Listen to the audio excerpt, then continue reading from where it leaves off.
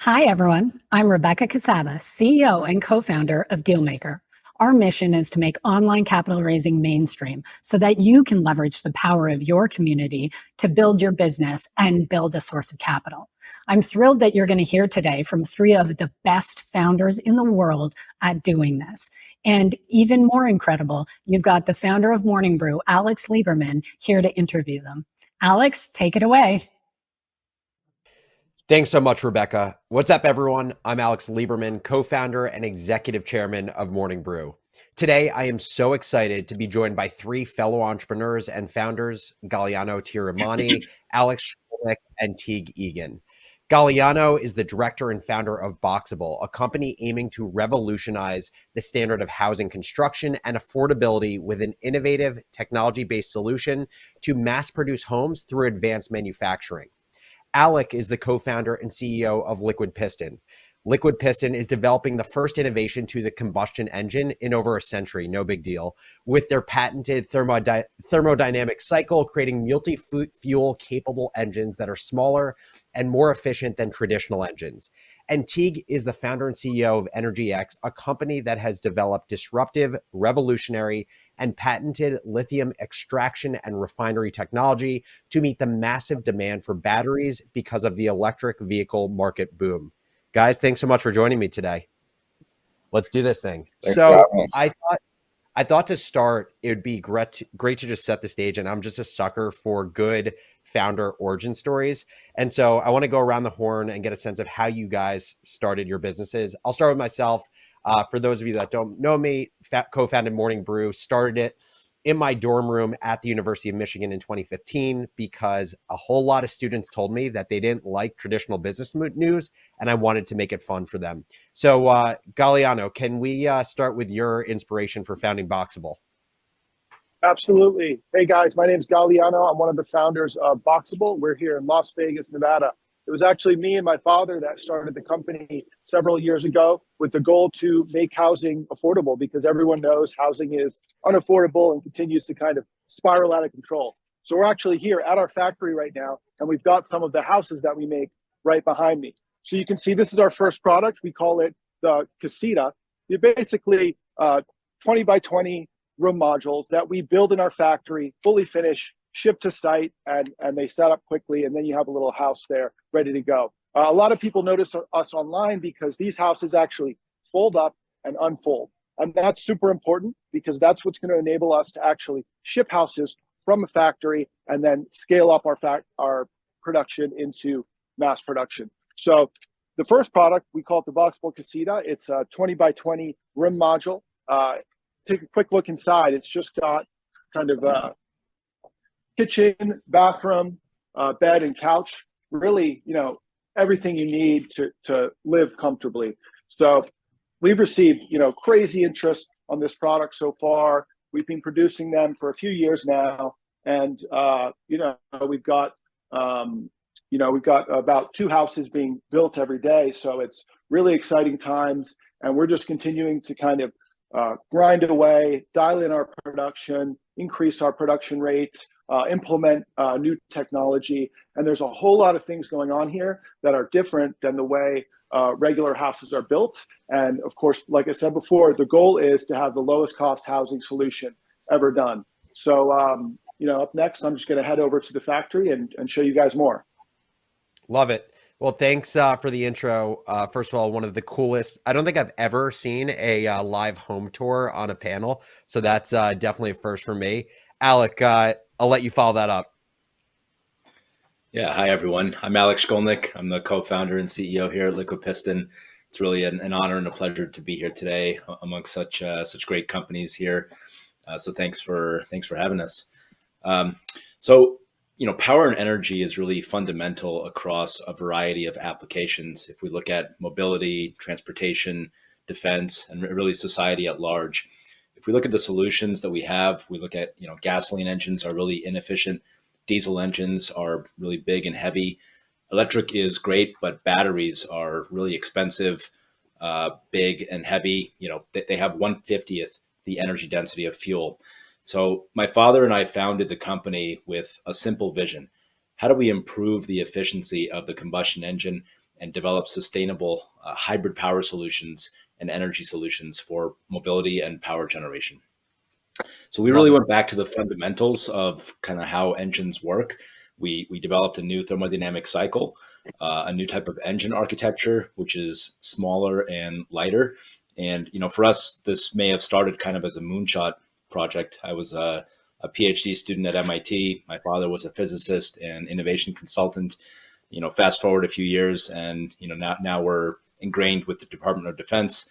We have over $65 million in contracts with DARPA, Army, and Air Force.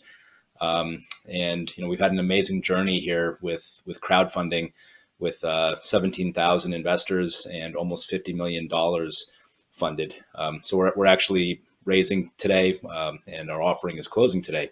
So really, really happy to be here. Love it. Also, I think locate it's so cool that the first two businesses that we've covered, dad and son co-founding the business, which is awesome. Teague, why don't you close it out? Yeah, thanks, Alex. So I'm Teague. I'm the founder and CEO of EnergyX. And EnergyX, like Alex said, is a lithium extraction and refinery production company. The way that I started the company was I was pretty interested in the energy transition. I invested in Tesla back in 2013 at $4 a share on today's cost basis. And then I subsequently bought a Tesla. So I've been driving an electric vehicle for 10 years now. But 5 years after I purchased my Tesla, I found myself down in South America in Bolivia. And I went to the world's largest salt flat, a place called Salar de Uyuni. And while I was getting the tour of this salt flat, our tour guide started telling us about how this was not only the world's largest salt flat, but also the world's largest lithium reserve. And it was at that moment that I realized I had never thought about where the battery that makes my car go forward comes from, or where the materials that go into that battery actually come from. And lithium supply and demand is a huge problem today. Lithium is actually the single biggest limiting factor of the entire electric vehicle revolution. So you have all these huge car companies like General Motors, Ford, Tesla, Volkswagen, Volvo that are committing tens of billions of dollars to electrify their fleets, but they need lithium. So last year, the price of lithium went from $10,000 a ton up to $80,000 a ton. I mean, there's huge demand.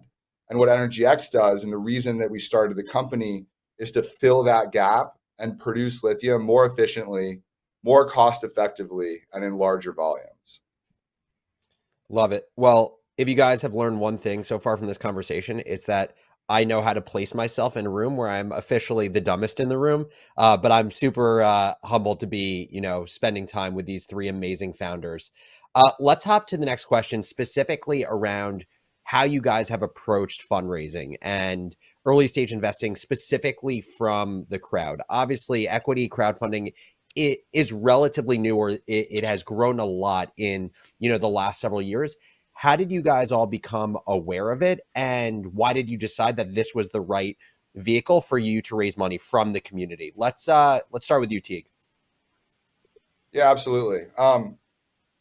So I look at crowdfunding and retail offering in through a hybrid lens. We have really large institutional investors in EnergyX.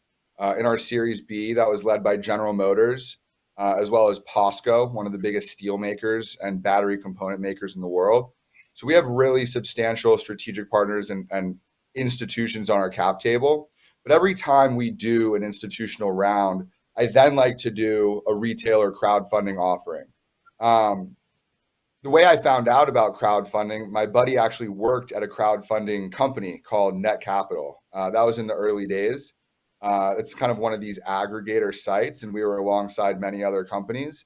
Since then, we moved over to Dealmaker, which is a white label service, and anybody can go on to EnergyX's website and invest using them as the back end system. But every time we do an institutional offering, like with General Motors, we then open it up to the public so they can invest alongside these professional investors. So it's like a back and forth type of thing. And I found that to be a really effective approach.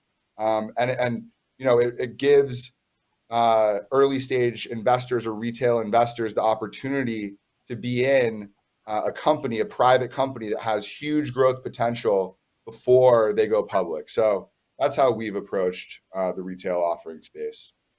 I love it. And I feel like almost in the way that you got involved in Tesla early on, I feel like it's a similar type of story, which is like, how do you create that for the next kind of cohort of early stage investors, which I think is really cool. Galliano, what's your perspective on this and the way you've gone about raising money from retail investors?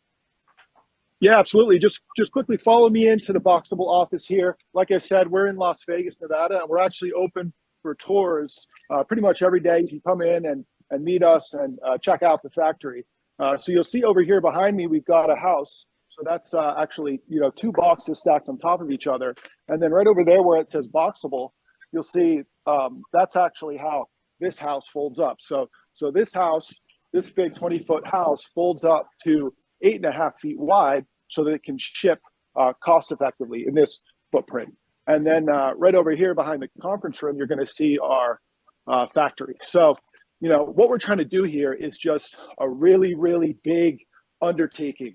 It's a massive operation. It's a massive market size potential. This is building construction all around the world, potentially kind of trillions of dollars. The products are big, the sales volume are big, and we needed to raise a lot of money to make this happen. We're talking, I suspect we're going to end up needing billions of dollars to pull this off and be successful at the scale we want to do it, because, it's all about scale here. It's all about mass production to bring down the cost of power.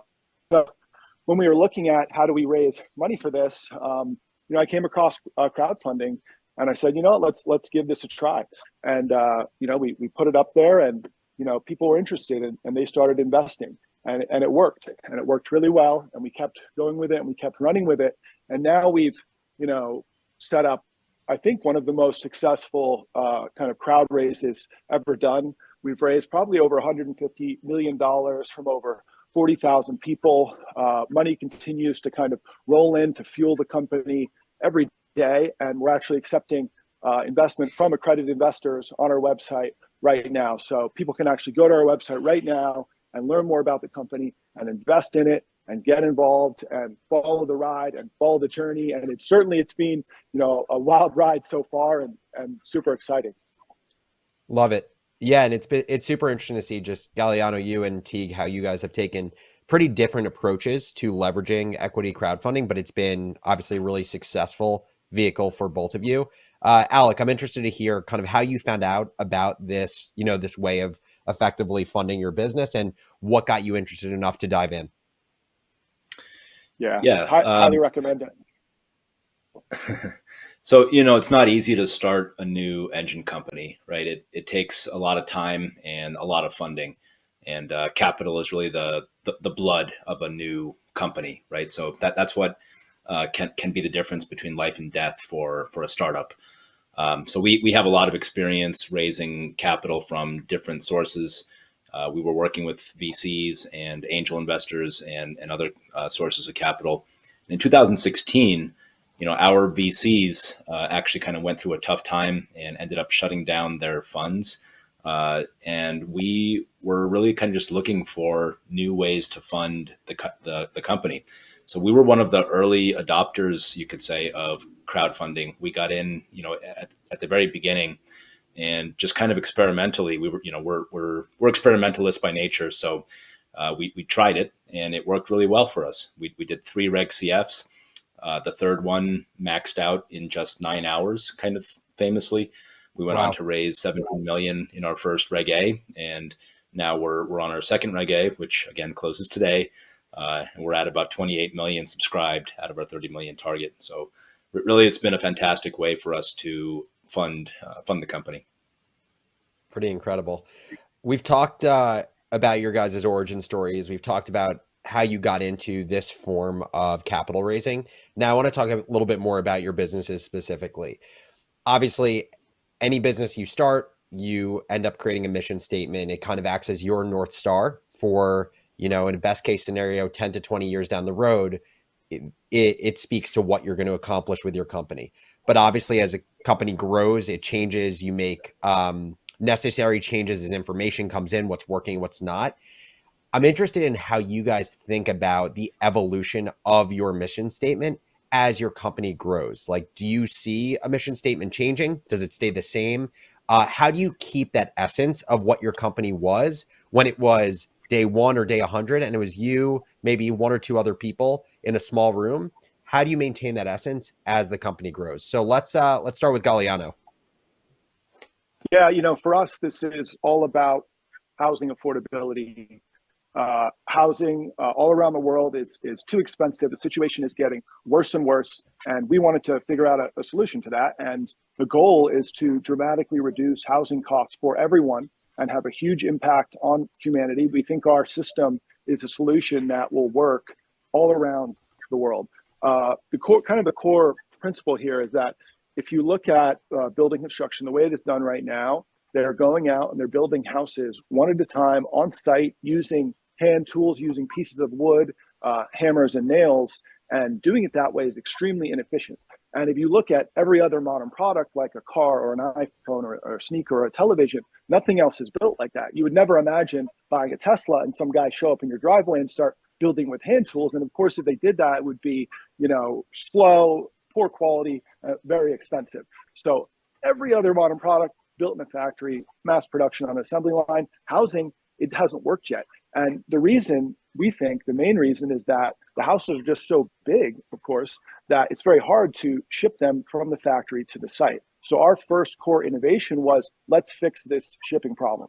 So we now have these big room modules that actually fold down so that they can be shippable and highway legal loads and get from the factory to the site. So that means that we can finish the whole house here in the factory, where we can really dial things in, leverage automation, leverage mass production, leverage assembly line principles to bring those costs down and get, huge efficiency. And, it's working here so far. We've got this factory behind me. We're producing houses every day and shipping them out. We've got really grand plans to keep scaling this thing up to kind of a crazy level where, we hope we can put out, massive amount of buildings around the world.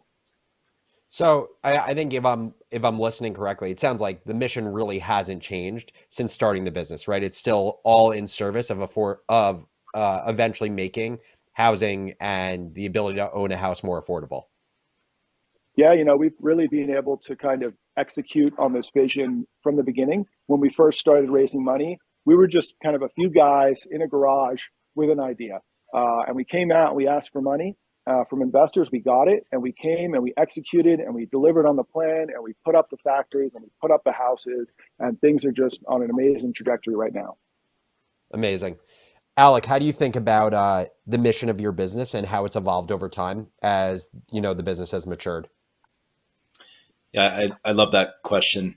So, it's a $400 billion market for internal combustion engines. This is still a growing market, especially with the middle class kind of growing in places like China and India. So it's very tempting for a company like ours to dive right into the biggest part of that market segment, which would be transportation with automotive engines. But really, we're taking a very focused approach initially with a beachhead customer being the military. So, our mission today is to provide an efficiency and logistical and power advantage to the warfighter. And this starts with ultra portable power generators and hybrid propulsion systems for things like drones. Just imagine engines and hybrid power systems that are 10 times smaller and lighter than what they currently field today. Imagine taking a generator that today needs a truck to move around, and the impact if you can have a few soldiers carry it around instead. So it's tremendous impact for security. That's led to $65 million in contracts with DARPA, Army, Air Force. But moving beyond that, as we scale here, we can scale the technology anywhere into that $400 billion market. We can move into electrification and hybridization, and that's a big area for us. And beyond that, even we can compete with small turbines. So ultimately, we're going to become a licensing company and a technology company. Today we're really focused on proving out the initial technology, in a few years, we want to start producing low volumes for a kind of a niche application. But the long-term vision will be to license the technology and partner with a large number of companies to quickly bring the technology I get forward as this fast whole as we can. thing in the background. Love it. Teague, what are your thoughts? Yeah, I mean, when you talked about mission, Elon was very important for me. He's kind of like an idol to me. And as I mentioned, I invested in Tesla early on. And I said, I want to be part of that. I want to be part of the energy transition. So for Energy X, the overarching mission is to assist with humanity's transition to a sustainable future. I mean, that is the essence of what Energy X represents. When you boil it down to what we're physically working on a day-to-day basis and how we are actually contributing to that, it's within the lithium realm. So for us, our mission is to make lithium-based products, and particularly batteries, the lithium-based value chain more efficient, more sustainable, and more economically viable. If we can produce lithium on a grander scale and produce the volumes that are required for electric vehicles, that's ultimately the mission for us. So I think that the mission has always stayed the same. But when you talk about how our company has evolved, I think that any company to be successful needs to go through a number of pivots. You never know exactly what you're going to be doing 5 or 10 years into the future. I mean, you can create a plan, but if you don't have the ability to be flexible and adapt and pivot based on certain challenges that you're encountering, you'll never be successful. So we've made a number of different pivots. We've added technologies. We've increased our scope of what we're doing. We've tweaked our business model on what customers want to buy or what investors are attracted to. And ultimately, that has created our business to thrive. Love it.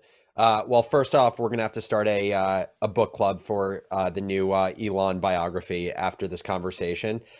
Second is, for everything I've heard from you guys is kind of I don't know if you've ever seen the Simon Sinek video, The Golden Circle, but basically three circles that fit inside of each other, and the middle one, the core, is the why. Like, why do you exist? Then it's the how do you accomplish kind of ultimately what you're in service for, and then what is like, what tactically are you doing to serve that mission? And basically what I've heard from all of you guys is like the why isn't changing. Like the why is kind of like the undertone of how you spend all of your time, but the how and the what can evolve as you get better information on how you are more likely to accomplish the why. And so I think I've heard that from all three of you guys. Now, this next question is one I love asking entrepreneurs because I think it's a force function to really understand kind of like, what are the few decisions that had outsized impact on your business? And so I'm going to force all of you to kind of narrow it down to one. If you just had to think about a single decision that has been most integral to the growth of your business, what would it be? And it can really be about anything. And so I want to open it up to you guys. Alec, let's go back to you. All right, Alex, you're going to forgive me, but I'm going to go with two here, if that's okay. Sounds good. The first, I think, is a real focus on innovating in the fundamentals, right? This is a disruptive change. We're going back to the thermodynamics of how engines work, and focusing on something that's disruptive means that we're not looking at it at an incremental change, right? We don't need to make a very small improvement and try to work our way in. We're really kind of going back to the basics and making a disruptive improvement to the technology. And the other part of my answer is almost on the complete opposite spectrum. It's a very clear focus on a beachhead customer. And this is something that we were not allowed to do. We weren't given the freedom to do this with venture capital partners, but working with the crowd, we have a lot more freedom of operation. And we decided to focus our business initially on the Department of Defense. Right. And that is something that the VCs generally kind of frown upon. But we decided to do it because there's a very clear, immediate, painful need. They serve as both a customer that can transition and become our first customer for the product, but also they're helping to pay for the development. And I think this has really paid off for us. We've signed $65 million in contracts, DARPA, Army, Air Force. We just signed a new $35 million contract, which will take us through 2026 and put out a whole new class of hybrid power solutions. So for us, I think those are the two kind of key things. I love that. It sounds like, quote unquote, niching yourself down, which it sometimes is like a dirty word for people, but actually is like, it relates to focus. Your ability to focus and be specific in how you serve your customer has been huge. Yeah. Love it. For a startup. Galliano, number one decision you've made in your business that's been most integral to growth. Let's hear it. Yeah, for us, I think trajectory really changed with Casita. So a lot of people, when they see a Boxabl, they see this tiny house product we put out, and that gets everyone really excited. For some reason, the tiny house kind of grabbed people's imagination and attention, and it was like attainable for them, and they got really, really excited about it. And that allowed us to kind of leverage all that interest on social media, and then that paid off in every other area. And it's been really great. But, one thing a lot of people don't realize is Boxabl is not a tiny house company. Casita is not our only product. We're innovating and creating a building system that we think can build many, many different building types, like regular single family houses, maybe similar to the house you might live in now, or an apartment building, and lots of other stuff. So although we are starting with the Casita, and it's been a great starting point, we're developing a building system of room modules that come in different sizes, different configurations. They'll stack and connect to build many different building types. They'll hopefully dramatically shortcut the build time for the contractor, the builder, developer. And you can kind of see like a very basic example of that behind me here, where we've just taken two Casitas and stacked them on top here in our office just for fun. But we'll also be developing bigger modules. So this is a 20-footer. We'll be doing 30s, 40s. Some of them will have maybe a kitchen inside. Maybe some will have a bedroom. And then you kind of end up with this architecturally neutral, universal building box that can be deployed to hopefully build most buildings most of the time. And of course, that with that standardization should bring dramatically lower costs. So yeah, and I'll just walk out into the factory next and show you guys that. Cool. Yeah, super helpful. And it sounds like, kind of going back to what Alec was talking about, you have this level of relentless focus on the core product to start with the Casita, but also kind of have this long-term view of ultimately almost a new system and new process for building houses. I like to think of it as like world-size Legos, as a Lego fan myself. Yes. Exactly. Alec, sorry, let's go to Teague. Teague, number one decision you've made that has had the most outsized impact on the growth of EnergyX. Yeah, so there's always a few key decisions that a CEO or leader of a company can make each year, right? I mean, on a day-to-day basis, you're making tons of decisions, but there's really a few key decisions that are important. And if I had to pick one, it would be this.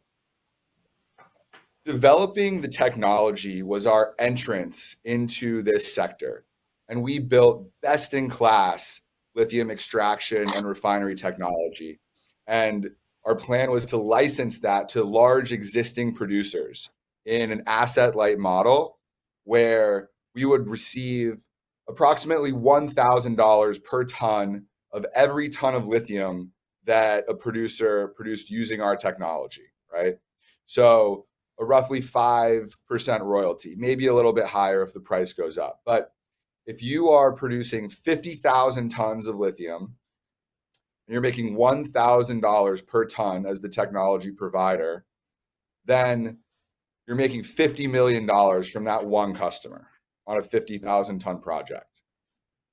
If you can vertically integrate and own the resource yourself, and now that we have the best technology in the world and can produce lithium at the lowest cost, then we can vertically integrate and receive $20,000 per ton on a 50,000 ton project. So now we're making $1 billion in gross revenue per project as opposed to 50 million.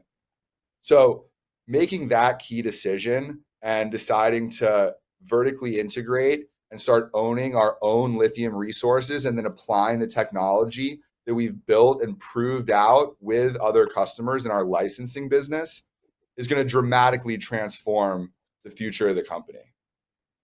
Yeah, so it sounds like just again, vertical integration makes a lot of sense in some businesses, may make less sense in others, but in the context of your business, the amount of leverage that it can create for you is massive. Yeah, it's Let's talk. basically controlling. It's basically controlling the majority of the economics of Yep. selling at $20,000 per ton, as opposed to just a licensing model. Yeah, it's pretty powerful. Let's I want you guys to kind of reflect on the journey that you've had. And if you can think back to yourself as an early stage entrepreneur in the first year of your business, what would you tell your past self that would pleasantly surprise them about the process that they're about to embark on? And another way to ask this question, if it's easier, is I would just ask you guys, like, what advice would you give to your early self that was starting your company? So let's start with Galliano, and then we'll go to Teague after. Yeah, what continues to surprise me every day is like the acceleration and the pace that this is happening at. And frankly, when we got started, I never dreamed that we would come this far, this fast, and things just keep happening to just accelerate this thing like crazy. And it goes back to the beginning, before we even had this first factory, we were planning for a smaller factory. And then the United States military came along and placed a massive order for 150 houses. And so we had to jump in here and get a much bigger factory than we ever expected and turn things on and scale up and install millions of dollars in equipment and hire hundreds of people. And it didn't stop there. Now we've produced over 500 houses. We have actually not just this factory building, but factory buildings 1, 2, and 3, totaling over 400,000 square feet of manufacturing space. We're also installing about $20 million in automation equipment. And then, of course, the interest levels in the product, totally off the charts, insane. We have a wait list now with over 170,000 names on it of people that have indicated interest for the product. And every metric, every day I'm just looking around and I'm like shocked and amazed. I'm like, holy shit, how is this happening? How is it growing this big? How is it happening this fast? And it's really been an amazing journey. I love that. And yeah, I feel like it's a classic thing for entrepreneurs that have some level of success is you look back at kind of what your initial goal was with your business, and then you realize you've not only passed it once, but you've passed that goal like 50 times. And you're like, if I had imagined where we are today on day one, I would have thought that I was saying something ridiculous or fake. And so, I think that's one of the beautiful parts about entrepreneurship is just how much you can surprise yourself on just like the level of ambition you can get to if you kind of do the right work every single day and just incrementally get better. Teague, what about you? What would surprise day one Teague when you were starting Energy X? I mean, I guess echoing Galliano, that's what every entrepreneur feels if your business starts seeing success. But for me specifically, I think that year one, looking forward to year 5, we're approaching the fifth anniversary of Energy X. To think that we have one of the biggest car companies in the world in General Motors as our biggest investor and strategic partner, I mean, I'm like, I can't even express how grateful I am that they're a part of our company. I mean, when they joined the company last year, we were in pretty dire straits. And for an organization like that to come in and lead our Series B and invest tens of millions of dollars, it was an honor. It was honestly like validation of all the hard work that we've put in, and our whole team, 75 people building these products and systems. I'd say that's the single most proud that I've been. So awesome. Alec, close it out. I think it's really easy for people, for companies to resist change. And I think that presents opportunity for startups to break through traditional notions that would cause fear. If I had $1 for every time I heard the word, that's impossible, or that's crazy, I might be rich.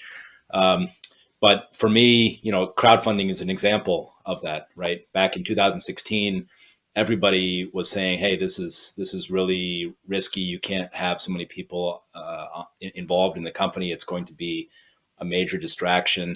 I was really blown away by the response that we've uh, been able to attain, and just the support in working with the crowd, with 17,000 investors and supporters in the company. It's been really a pleasure here. So I guess that's what I would say. Yeah, I think there's something so special about feeling like you've mobilized a community and you've created community around your business. And I think there are a lot of times where the word community is used, but it isn't necessarily authentic community. But I think in the context of truly making, retail investors part of your community via, investment in your business, like it is the purest form. And I think in doing that, you really start to appreciate how special having community around your business is. If I could add one thing before we go to the last question, I think for me, my biggest reflection that I would tell my past self when I was starting Morning Brew is, we're thinking obviously we're so ambitious to build businesses and to achieve our North Star. And it's all kind of generally talked about through the lens of, let's call it professional growth and professional achievement. But I think what at least surprised me the most in a good way is building a business truly is like the best force function for understanding yourself as an individual. Like I would actually argue that I had as many learnings about how my mind work and who I am as a person outside of work that help to inform the rest of my life. And so I think that was a really special aspect about it, especially, for me as like a young kid who didn't know myself very well. Like I actually think it was the best way to learn how to grow up and who I wanted to be. Now I want to give you guys the floor to discuss more about your products and your technologies and how specifically each of your businesses are poised to revolutionize the spaces that you're in, as well as the opportunities available around your businesses right now, and how kind of early stage investing and raising from the crowd factors into all of this. So Teague, start us off, and then we'll go to Alec and then Galliano to close it out. So I'll try to be short as possible because our technology is somewhat sophisticated with these different refinery techniques. But the one takeaway is that today lithium is produced from these massive evaporation ponds. These ponds can be as big as 15 square miles of land footprint, which is bigger than all of New York City. It takes about 18 months for the brine, in which lithium is a dissolved salt, to flow through the pond sequence. And they only get, at best, between 30 to 40% recovery rate through this method. Then comes direct lithium extraction, or DLE, which is what we have developed. You basically process lithium in a small factory like the one Galliano is standing in. It takes a matter of hours as opposed to 18 months of processing time. And we hit over 90% recovery rate of the initial lithium that's pumped out of the ground, as opposed to that 30 to 40% recovery rate. So every single area we're essentially trying to get orders of magnitude efficiency increase on all of these different metrics. I think that is truly the step change technology that we've created that will make lithium affordable and in abundant volumes for the EV transition. Amazing. Thank you for sharing. Alec, follow it up. Yeah, in short, we've innovated in the fundamentals of how engines operate. We're able to improve the efficiency by kind of going back to the thermodynamic cycle. And when we rethink the cycle, we also rethink the engine architecture. So we have a new kind of rotary engine architecture. If you know the old Wankel rotary that Mazda made famous with their sports cars, we turn that engine inside out. We solved a lot of the problems that Wankel engines used to have while giving it this upgrade in thermodynamics. So, we have 82 patents issued or pending on this technology. And the result is it's very simple. It has just two moving parts. It's 10 times smaller and lighter, and up to 30% more efficient than traditional piston engines. So it's really a kind of a breakthrough technology.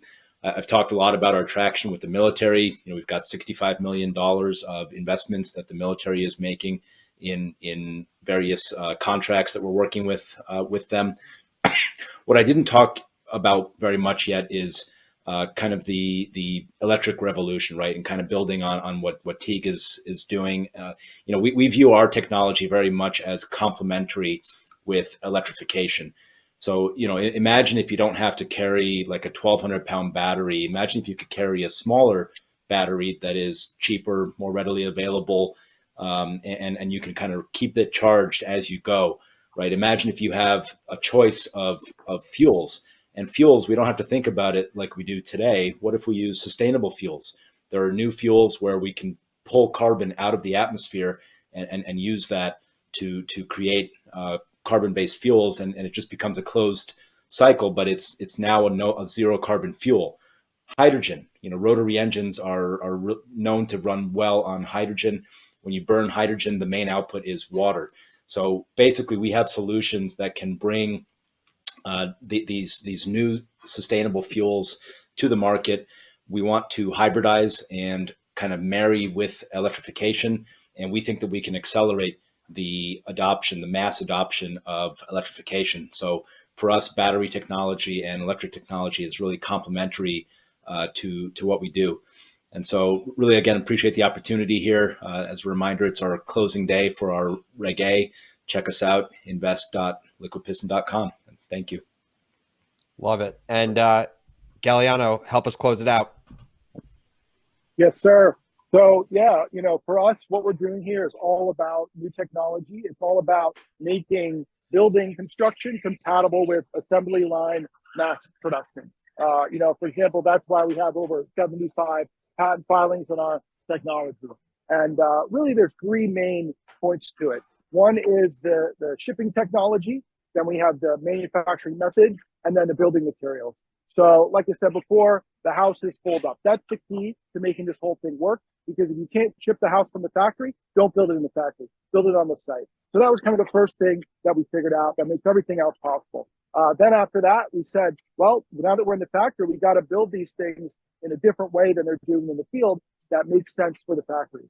So we ended up picking different methods to build. So usually houses are built with lumber and nails, wood frame, and we're actually using different materials. All our materials are compatible with CNC cutting equipment, so parts can be automatically processed. We're using bigger pieces. You can actually see some of them behind me, like these big pieces of EPS foam that are cut by the CNC machine. So there's less parts that go into the product. That simplifies the production process. And then our equipment, we have all different equipment that we're using to build these things. Amazing. And also, we have this new equipment here. So we're actually putting in about $20 million of automation equipment so that we can build these things faster, reduce the labor costs, increase the quality levels. So, also, we invite people to come here. We're in Las Vegas. You can come do a tour. Please check out our social media channels. Head over to our website. You can email us hello@Boxabl with any questions. And we still are accepting investment from accredited investors directly through our website if you want to get involved and join the ride with us. Love it. Galliano, Alec, Teague, thank you guys so much for taking the time to share your stories with me. It is always a treat for me as an entrepreneur to talk to folks that are on good quests, quests that if you're successful in your ultimate mission, it can truly change the shape of society. And so I'm super grateful that I get to talk with three people that are truly on amazing quests. And of course, this wouldn't be a conversation about startups and raising early capital without a quick disclaimer. So get ready for the world's greatest disclaimer read ever. This officer's commentary should not be viewed as superior or a substitute for the disclosures made in any respective offering materials. Accordingly, the statements made, unless reiterated in the offering materials, should not be applied to the company's business and operations as of the date of the respective offering. Moreover, the commentary may involve several statements constituting puffery, that is, exaggerations not to be taken literally or otherwise as indication of factual data or historical or future performance. Thank you, everyone, for joining, and we'll catch you next time.